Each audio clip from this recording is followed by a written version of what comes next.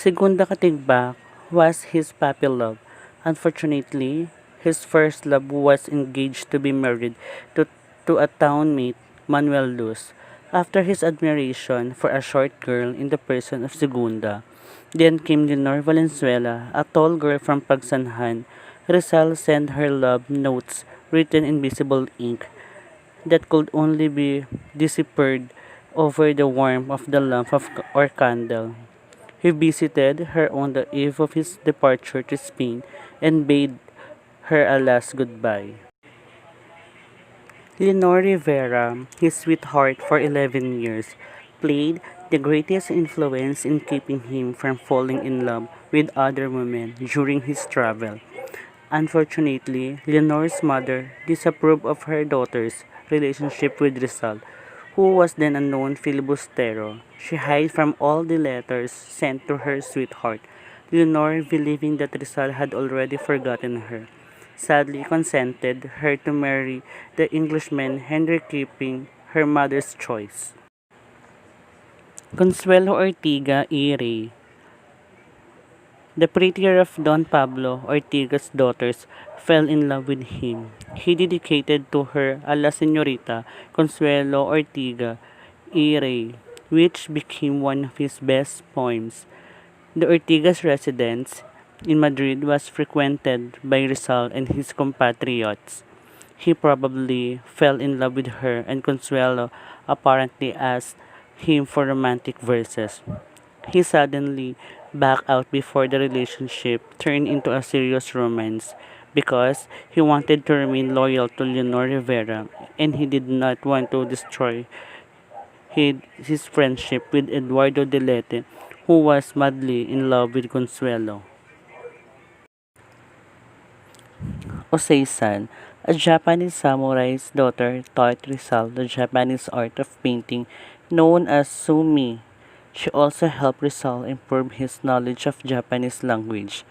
If Rizal was a man without a patriotic mission, he would have married this lovely and intelligent woman and live a stable and happy life with her in Japan because the Spanish legation dared offer him a lucrative job.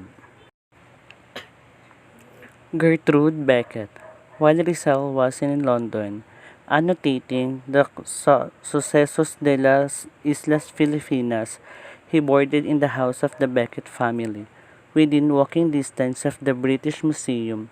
Gertrude, a blue-eyed and buxom girl, was the oldest of the three Beckett daughters. She fell in love with Rizal. Toti helped him in his painting and in sculpture, but Rizal suddenly left London for Paris to avoid Gertrude, who was seriously in love with him. Before leaving London, he was able to finish the group carving of the Beckett sisters. He gave the group carving to Gertrude as a sign of their brief relationship. Nellie boasted, Rizal, having lost Leonor Rivera, entertained the thought of courting other ladies, while a guest of the boasted family at their residence in the resort city of Biarritz. He had befriended the two pretty daughters of his host. Eduardo boasted, Rizal used to fence with the sisters at the studio of Juan Luna, Antonio Luna, one's brother and also a frequent visitor of the Boasteds, courted Nelly, but she was deeply infatuated with Rizal. In a party held by Filipinos in Madrid, a drunken Antonio Luna uttered unsavory remarks against Nelly Boasted. This prompted Rizal to challenge Luna in a duel. Unfortunately, Luna apologized to Rizal, thus averting tragedy for the compatriots. Their love affair unfortunately did not end in marriage.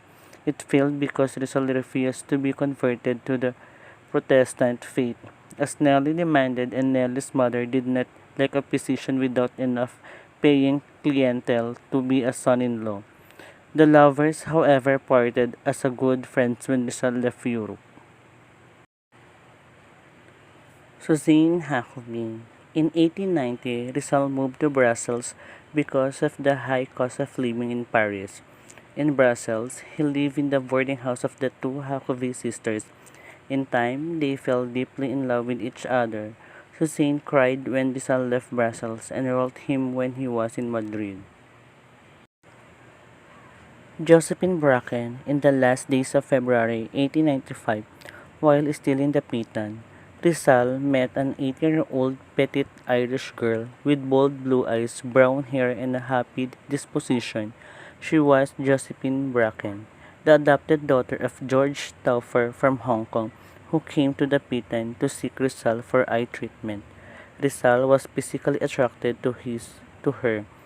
His loneliness and boredom must have taken the measure of him, and what could be a better diversion than to fall in love again. But the Rizal sisters suspected Josephine as an agent of the friars, and they considered her as a threat to Rizal's security. Josephine Bracken. Rizal asked Josephine to marry him, but she was not yet ready to make a decision due to her responsibility to the blind Taffer. Since Taffer's blindness was untreatable, he left for Hong Kong on March 1895. Josephine stayed with Rizal's family in Manila.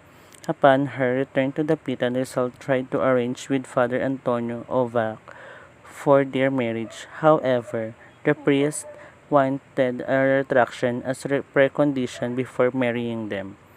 Upon the advice of his family and friends, and with Josephine's consent, took her as his wife, even without the church blessings. Josephine later gave birth prematurely to a stillborn baby, a result of some incidents which might have shocked or frightened her.